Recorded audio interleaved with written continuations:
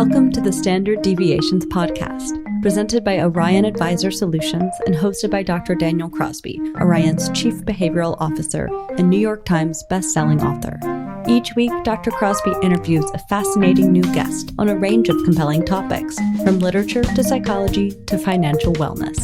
To learn more about Dr. Crosby's behavioral finance work at Orion, visit www.orion.com. Hello and welcome to the Standard Deviations podcast. I'm your host, Dr. Daniel Crosby. Today, I'm joined by Steve Wendel, head of behavioral science at Morningstar. He's going to share insights into his behavioral design work. And we're even going to talk about how behavioral science can lead to an improved spiritual or religious practice. Welcome to the show, sir. Hey, thanks for having me, Daniel. And so you recently moved to Florida. So you're one of the many Americans that moved from a big city to somewhere a little bit more pastoral, perhaps, to ride out Indeed. COVID. How's that been? Oh, we're right on the edge of the forest. It is wonderful. We could hear the great whooshing sound of all the people leaving at once. That is awesome. Well, you were at Morningstar, and I want to start with some research that was done by your team at Morningstar. Your team conducted a survey that found that, spoiler alert, big surprise here, everyone has biases. In fact, in this survey, 98% of those surveyed showed some evidence of bias. 97% showed present bias, 82% base rate neglect, and 65% loss aversion. So what did you learn from the study? And were there any surprising results in there for you? Yeah, sure. So it was a great study. It was by Dr. Sagnit Kaur and Rory Das.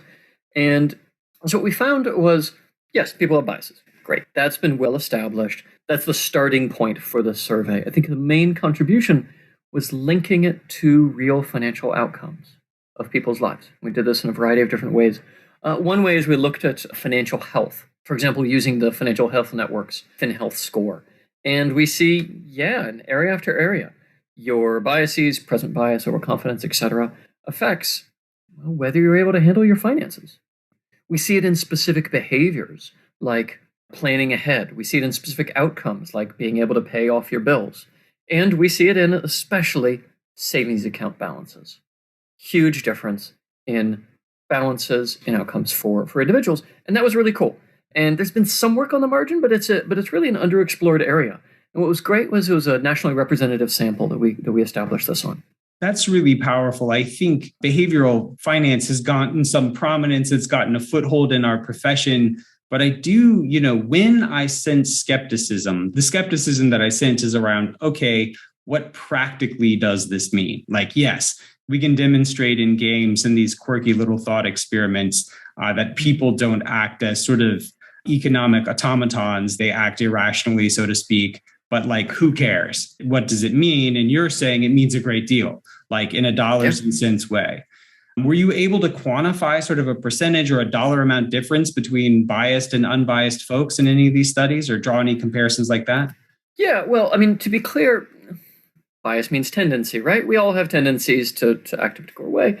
And so I think of it as really shades of bias and where it gets us into trouble. And so in the study, Survey and Sagnit looked at it as kind of a low, medium, high, right? And relating these. We see really it's those with a high level of bias in the distribution of the population that we find, much lower savings account balances, much less likely to plan ahead, et cetera. It's a very, very detailed study. So a variety of different ways they sliced and diced the data. Standard deviations, so one standard deviation change in, I think it was overconfidence, had a 0.22 for overconfidence. I just like the simple stats. Think of it this way. To go from, say, a medium level of bias in base rate neglect to a low level, I'm going to give you the positive version here, doubles your savings account balance. In the other direction, it about cuts it in half. Now, that's correlational. That's why we did lots of other versions of this. But I think that's just a real immediate statistic that can help people. Yeah, that's so fascinating. So the group that's perhaps most interesting to me in this study, though, is the 2% of people who didn't show evidence of bias. So, Philip Tetlock and his colleagues did some work showing that, most people are miserable at forecasting future outcomes, but B, sure, there's sort of a certain super cohort of super forecasters, if you will. And he wrote a whole book talking about sort of the tendencies and the approaches of these super forecasters, are we really to suppose that 2% of the population is sort of super bias free, if you will? Or do you think that perhaps everyone has a little bias and maybe it just didn't show up? Yeah, I mean, look, like for overconfidence, I actually thought those numbers were low. I predicted 128% of people would be overconfident.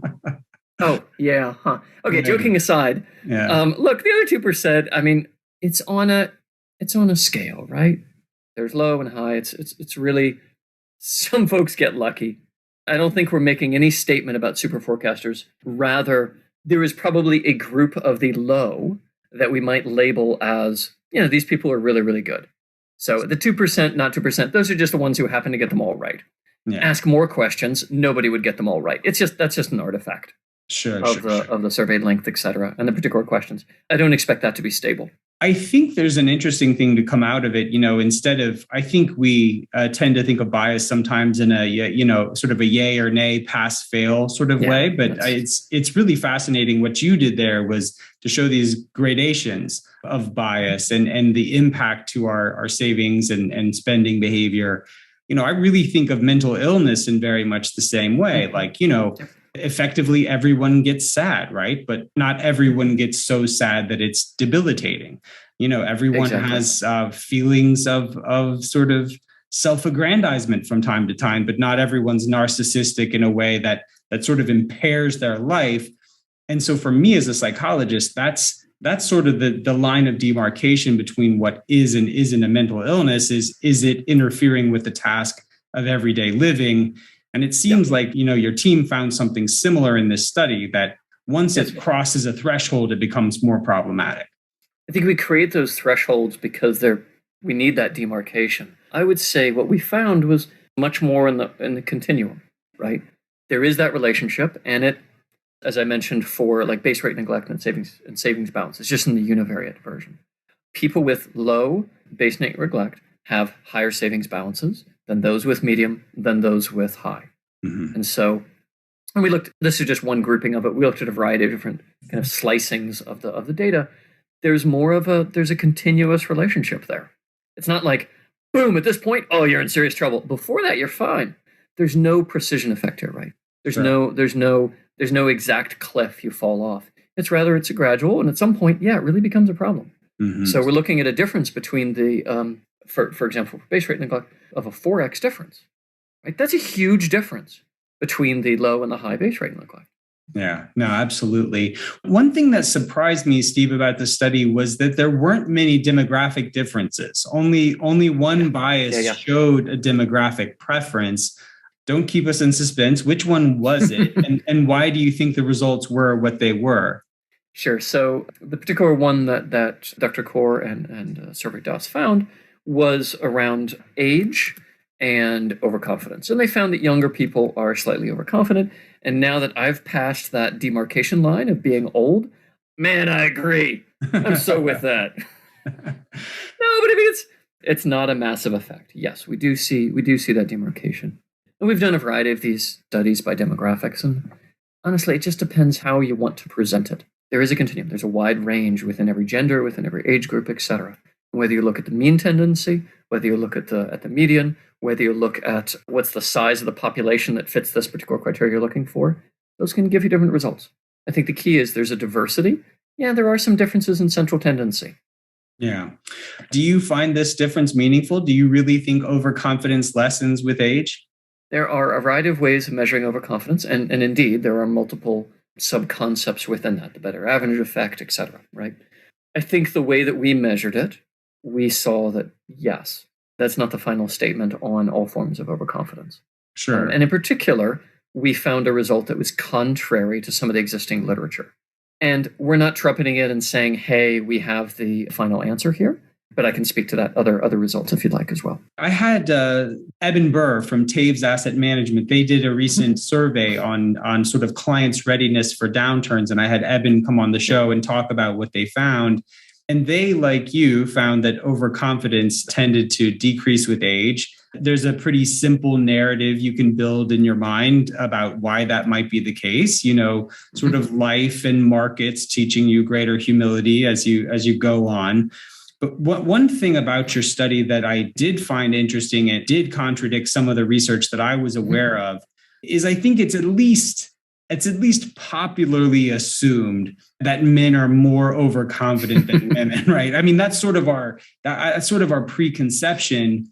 Taves found that in their research. It was fairly dramatic. Barber and Odine found that in their research. Your study didn't show significant differences between levels of bias between genders. What do you think about that? That's one I was alluding to that was contrary to some of the existing literature. It's one study. We try to be very careful and say, look, research is an iterative process. It's a process of ambiguity and great diversity.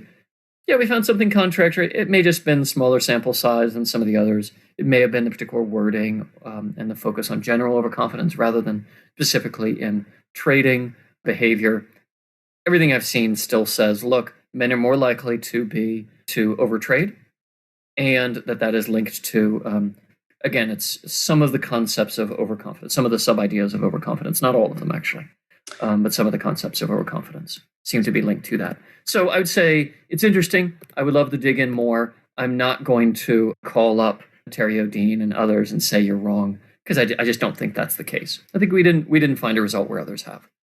You make a great case for how complicated research is. And as psychology finds itself sort of in the throes of this replication crisis, you make your measured, sensible remarks, I think, are typical of scientists and social scientists like yourself, but they show how complicated this all is, right? We know there's multiple dimensions of overconfidence, right? There's over precision, there's over placement, there's overconfidence. There's all these different facets, right? And there's all these different ways to measure it. And it gets really complicated. One of the behavioral economic concepts that's come under fire recently is loss aversion.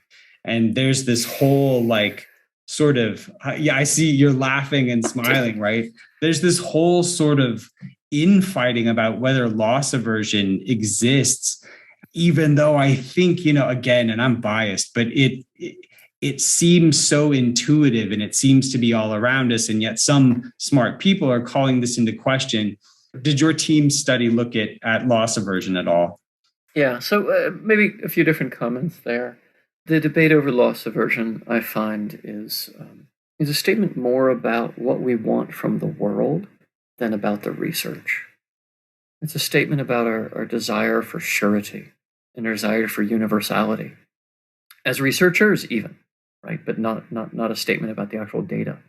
Yeah, I think there's some very interesting effects that may be explained by other cognitive mechanisms, and this debate has gone on for a very long time in loss aversion. Said, there might be something else about a presumption of this was a recommendation from the researcher, et cetera. Fine, a variety of different mechanisms people have talked about. But the fact that we can find places where it isn't evidenced is called reality. That's not called a disproof of prior evidence. I hope that as a researcher, nor anybody else ever says that this is this one thing that is always true. Because there just is no such thing. We are trying to extract a certainty from the world that does not exist. And so we see this debate over, there's a case where it doesn't work. Well, of course, because we're subject to our environment, and environments are tremendously complicated. People are tremendously complicated. There's an interaction between our background, etc. It's rather, in general, does it seem to hold? Yeah, pretty much. That's what the data shows. Yeah. Are there cases where it doesn't? Yeah.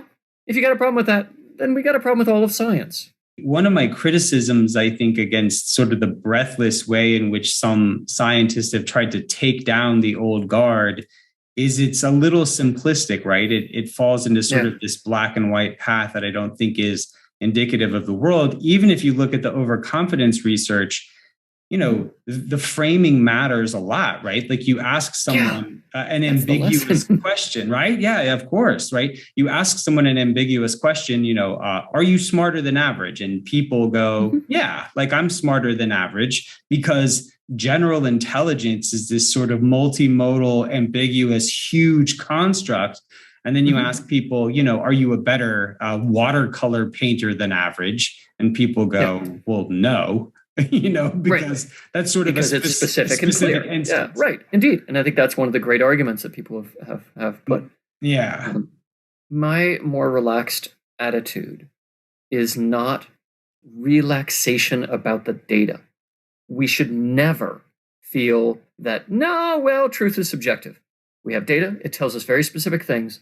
We as humans have problems in how we try to generalize that, in how we try to say, this is universal. This is how it is. The world has failed me. It's not actually universal. The problem was never the data. The problem was us. Mm-hmm. The problem is what we try to do from it, what we're asking from it, which it just can't give. It can't give us that certainty. And so, just to be clear, I'm not relaxed about the importance of quality research and the rigor of our data and the rigor of our analyses. Some of the replication crisis has been because, there's actually been fraud. Right. And there's actually been just sloppy work. Great, let's bring it out. Let's show it. Let's show that that's wrong. Let's do quality work everywhere, right? But it's in the seek for universe. It's in the search for universality and the breathlessness that people say that this finding of about a central tendency doesn't hold universally. Like, take a breath, folks. Yeah. No one should ever claim that. Be exacting about your ethics, be exacting about your ethics, your morals, the rigor with which you conduct research, but be prepared in the world of social science for there being questions that aren't universally answerable. I think those are two ideas that we can hold at the same time, right? Like two ideas that we can hold at the same time. So you've one of the reasons why you speak so fluently about this world is you've written a fantastic book called Designing for Behavior Change, and you set forth something that I find really useful. One of the things that I try to do in my educational efforts on behalf of our clients is give them mental scaffolding or frameworks or models that they can apply across a number of contexts. You've developed one called the CREATE model. Can you kind of talk us through the 6 facets of the CREATE model and how it can improve the ways in which we design for behavior? Sure. So CREATE is a specific tool for a specific problem. And the problem is, how can we understand the preconditions for action in a moment? In other words, somebody has their gym shoes in front of them. Do they pick up their gym shoes and go to the gym? It's not a statement about whether people like going to the gym or not. Okay, it's this very specific, what are the preconditions for action? And if you look broadly across the research literature, and with my apologies to the researchers as I summarize it in a cute acronym, we see that there are really 6 factors at work in that moment. The first thing, and it is prior, is what cues them to think about the action in the first place. In the example of the gym shoes, their eyes see the shoes, that makes them think about going to the gym. If they didn't see the shoes, if they were watching Netflix or if they were doing a report at work, they wouldn't think about it in the first place, and that's why they don't take action, right? And too often, we jump and say, people didn't go to the gym. Man, they must not care about it. Or they're lazy. No, they just weren't thinking about it at a moment they could take action. So that's the C in CREATE. Let me just give the rest. Let me just give the rest of it. So it's Q, which I just talked about, reaction, evaluation, ability, timing, and experience. Each of these are those kind of cognitive stages in the beginning and really just components overall. So the Q, are you paying attention to it? Is it something making you think about it? Reaction, that's your system 1 immediate intuitive or emotional response. The thing may be great, but just doesn't make you feel good. And so you avoid it. You don't take action. You may not feel comfortable going to the gym because you don't like how people look at you and how they judge you. If you can get past that rapid emotional and intuitive response, then we look at the evaluation. That's your system 2. That's more deliberative. It's not perfect. It's not a cost-benefit analysis. But in a sense, we see is this right thing to me? Like, yeah, okay, go to the gym. I know that's important for me. Great. The ability side is 2-part. One is, do you actually have the shoes? Do you have the gym membership, etc.? And the other is more psychological, which is self-efficacy. Do I believe I'll succeed? Sometimes people don't go to the fancy gym because they don't know how to use the machines. They don't feel able. They're like, I don't think I'm going to do this. And so they put it off, which gets us to the next part, which is timing. Many good things in life, many of the things that we want to encourage people to do, to review their portfolio, well, to save more in the first place, etc. They're really important and not urgent. As much as we say how urgent it is, it's not. You could save tomorrow. You could invest better the next week. It's not going to make a big difference. And so how do we overcome that? How do we overcome the natural procrastination that comes from the combination of uncertainty and an inherent lack of urgency? And then finally, all of these are swamped by the power of past experience. As researchers, we look at the central tendency, we look somewhat at the segmentation or distribution within a population, but in the end, what matters is, did somebody have a bad experience that overcame all of that? Did somebody have a bad experience that changed the weightings in their mind? And so that what for the rest of us might be a positive emotion, for them is a negative, or vice versa. And that's Create. It's a tool to help us understand why somebody does or doesn't take action in a moment. And then given that, we can say, okay, looks like nothing's getting their attention. There's no cue. Let's go fix that. Or we can see that there's a problem of procrastination here. Let's go fix that. I want to circle back on a few of those. The cues piece is something that I've incorporated in my own life. One of the things that I've struggled to do over COVID is to write the way that I used to. I feel like I've been expending a lot of mental energy trying to keep my kids safe and, everything else that's going on. Yep. And where's the fourth book? Come on, we're waiting for you, man. I know. People keep asking me. I've got the laws of wealth here. I've got the behavioral investor. Come on, where's the next book? I know. So I'm telling you, I'm working on it. So I put a pen and a journal in this chair that I'm sitting in right now. And so first thing every morning when I come down to my office, I have to contend with it. And some mornings in great shame, I take it and chuck it off to the side, right? And do nothing.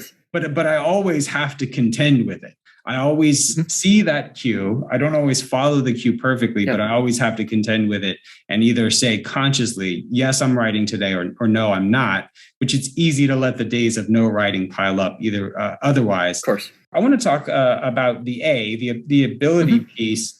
Is this the primary value of financial education? Giving people just sort of enough fluency to feel like they have the tools, if not to manage their own money, to at least make cogent decisions about money. How do you think about building up ability? Is it financial education or is it something else? That's really cool. I've worked in this field a long time, and I work in finance, applying Create, and never thought about it that way. I think there's something really, really true to what you've just said. I've been, along with many others, a big critic of financial education as a tool to help people with their finances. There's some recent work that looks sort of positive, but by and large, it hasn't delivered the way that we've hoped, in the sense of teach people, suddenly their finances are better, right? But if you think about it as a psychological barrier, not an informational barrier, it's not that people don't understand exactly how to calculate compound interest. They know savings is important, right? The motivation has always been there. If you think about it as a combination of, well, sure, they may not have the money, right? That's always important to look at. But also, they may not feel confident in doing this strange thing. It's foreign to them. It's new and different. And it draws in those emotions of uncertainty and lack of self-efficacy. Yeah, I think that's a really thoughtful way to look at it.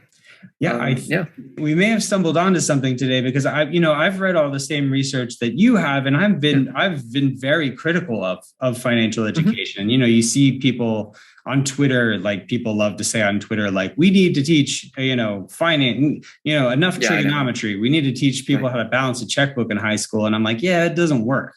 Like, but because they forget. Yeah. Like it occurs to me, though, that maybe it's a hygiene factor. And like all we need to do is just give them enough familiarity and enough fluency that they're not intimidated. They're not so intimidated by that world that they be able to participate. Yeah. Because what Fernandez, Naderby, and Lynch and others have found is, well, there's a rapid decay, right? But that's decay of the knowledge. What doesn't necessarily decay, and I'm not saying this is empirical, we have to make an empirical assessment, is whether the sense of, I can do this, decays. That's cool.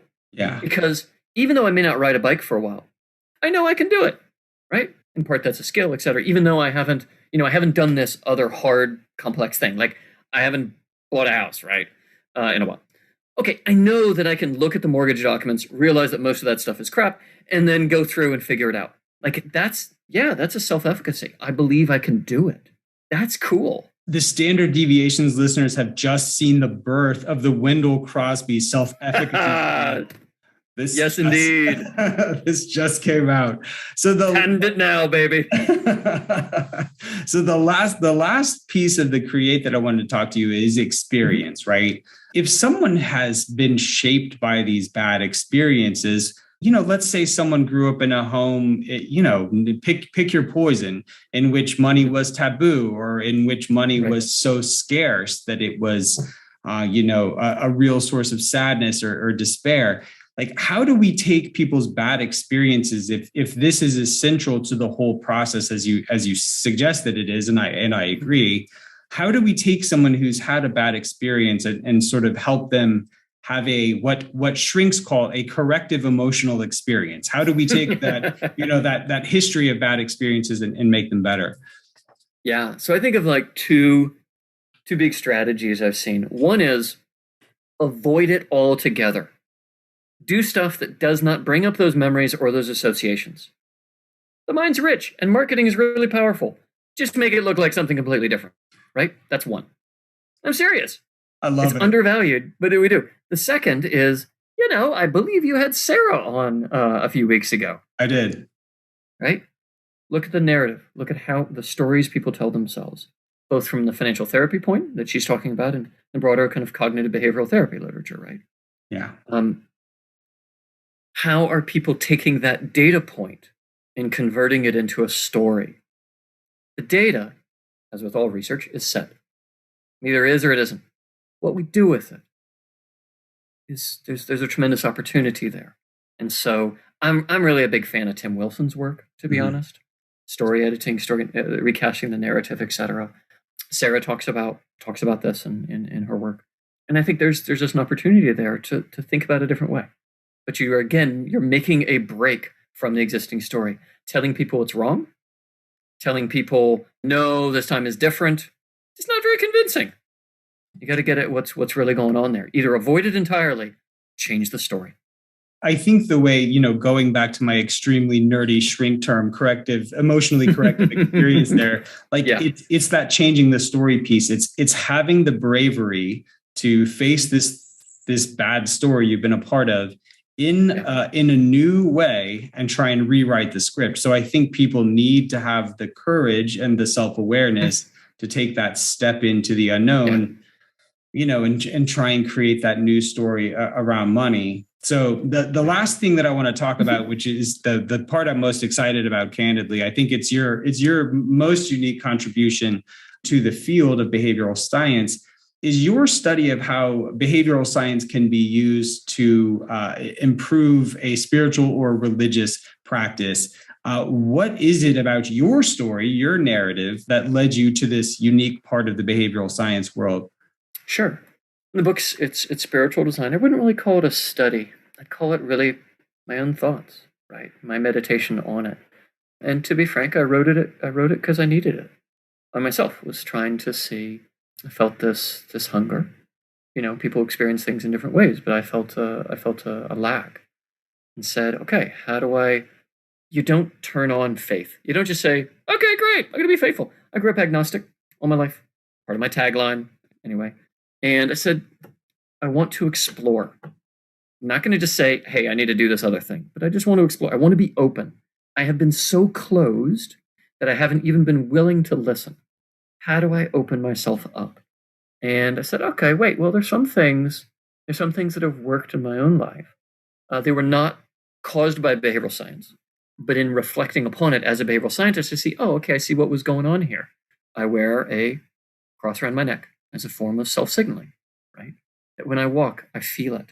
I don't show it to other people normally, right? It's just there from me. And I started thinking more generally, how can we apply behavioral science to ourselves? And how can I do it in my own life to help myself? That's where it came from. Yeah. So Rory Sutherland is another sort of interesting bright light in our little world of behavioral science. He applies it at Ogilvy to the study of marketing.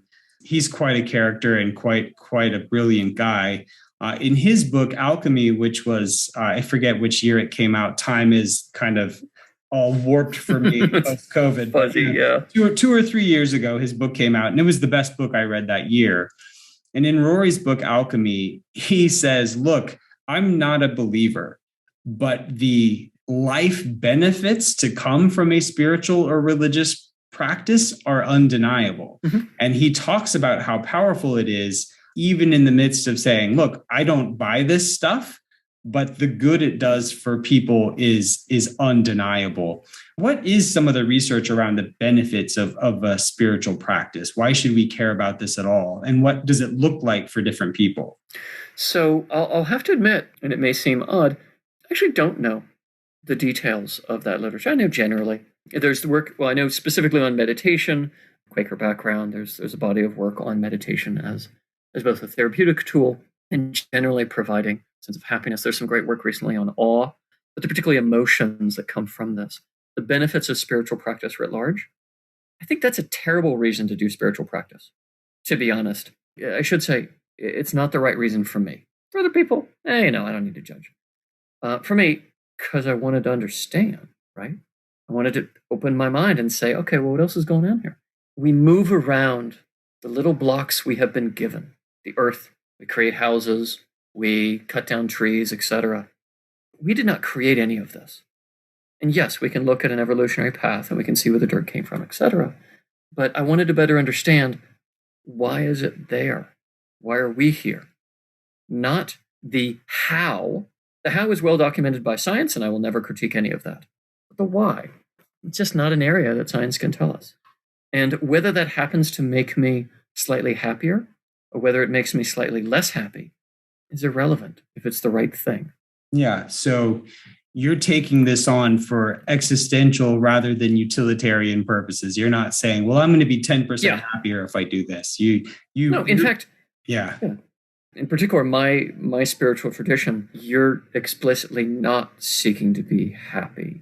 In fact, this is a hard path, right? Realizing the mistakes that you make and giving up the fact that, hey, a lot of other people, they're probably a lot better than you at it, right? It's not to make yourself feel terrible, but it's a hard path to face your own frailties, your own difficulties. This is not a path you should take if you're trying to be happy. It's a path you take because you should. Mm-hmm. So in your own meditation on meditation, what were some of the practical ways that you found to use behavioral science to improve sticking to a spiritual practice? Sure. Well, I mean, it comes from that understanding that we are all horribly imperfect people, and generally the I is the most of those, right? I know I am, right? There are lots of things I want to do, and I'm all for them, and then it's not that I want to, I just forget. Mm-hmm. And so I looked at how can you apply behavioral science to yourself, and so I looked, okay, great. You want to support a behavior, whether it's gym or whether it is meditation. The value you get from it, that's a separate choice, right? But if you've decided you want to do it, how do you go through and do it? Well, you set up reminders in your environment. You need a cue, right? You need to think about what is the emotional trigger. What is that making you feel like? A lot of folks have a whole lot of baggage around the church, and I don't blame them. So do you do something, to your previous question, do you do something that looks completely different? Simply to allow your mind to be open and to see what's right for you. Not to lie to yourself, but just to get past that baggage and to be able to experience it more fully and make a more thoughtful choice, right? So, in other words, design. You use design of how you talk about it, the framing, the wording, the physical design. Do you use a cross? Do you use mandala, whatever it might be? That's all about that reaction stage, right? The evaluation, it might be important for other people. For me, I try not to think about cost and benefit, right? It's just not relevant for this particular behavior. Ability. Like, well, I have to work up. I have to say, okay, how can I help tell the story that, okay, I've done small things like this. Yeah, I've been to church before. Okay. And so I start thinking about intentionally, what are the things that allow or facilitate this action in my own past? And in terms of ability, I think also that the strict, can you do it? I set aside time on my calendar. I have a reminder. This thing governs my life, right? I've got a calendar item. It pops up. It says time for God. You may think it's cheesy, but man, I live by my phone. Why not use the darn thing? I have apps on my phone that give me quotes, that give me quotes from the Bible, because I'm coming from a Christian tradition, etc. These are all just small things that if we look in religious traditions, these are nothing new. It's really bringing them together and thinking about it as intentional environmental design. I don't frequent topic, but I do talk to people publicly about spiritual design, about their writing. And part of that to me is that's a social commitment, right? I'm setting up people who will ask me later, hey, how you doing with us, right? And so I'm changing my physical environment and trying to change my social environment. Maybe that can help some other people. If it does, cool. And if it doesn't, okay. The fastest growing religious group in the US is the non-religious, right? People who would describe themselves as perhaps spiritual but not religious. Do you think this is an important thing for everyone to pursue, or are you not invested in that conversation really? I'm not really invested in that conversation. Yeah. So if you're interested.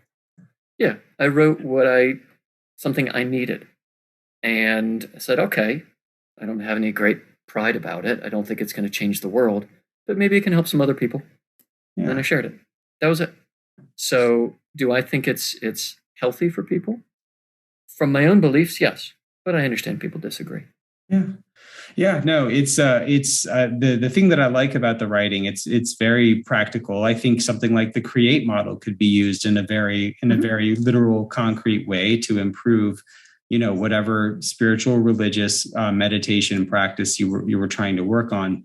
And I do think it's a really fascinating angle that you've taken on that is outside of the mainstream, and I think a really interesting and compelling way. So thank you for talking to us about it. Of course, happy to. So if people want to know more about you, your team, your work, where can we find you? Where can we find your books? Sure. Well, they're on Amazon, 3 books out there. And you can also just reach out to me on through Morningstar. I do have a website I set up for the second edition of Designing for Behavior Change. And there's a contact form there as well. It's behavioraltechnology.co. I had .com, but I told you I actually had a terrible memory. I forgot to renew it. So hey, anyway, now I've got the .co. I had .com for like years, man. I just forgot. So anyway, it's behavioraltechnology.co, both the English and the British and the American spelling. But just about on any social media platform, I'm SAWENDEL. Perfect. Steve, thank you so much for enlightening us today and sharing some of your research.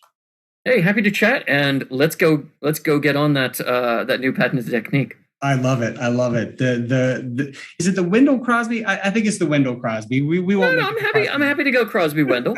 We'll just leave it alphabetical, and then we don't have to take precedence. That's all. All right, man. Thanks so much. Thank you. Thanks for tuning in to Standard Deviations. If you can't wait till next week for more behavioral finance insights, visit www.orion.com. All opinions expressed by Dr. Daniel Crosby and podcast guests are solely their own opinions and do not reflect the opinion of or endorsement by Orion and its affiliates, subsidiaries, and employees. This podcast is for informational purposes only and should not be relied upon as a basis for legal, tax, and investment decisions. The opinions are based upon information the participants consider reliable.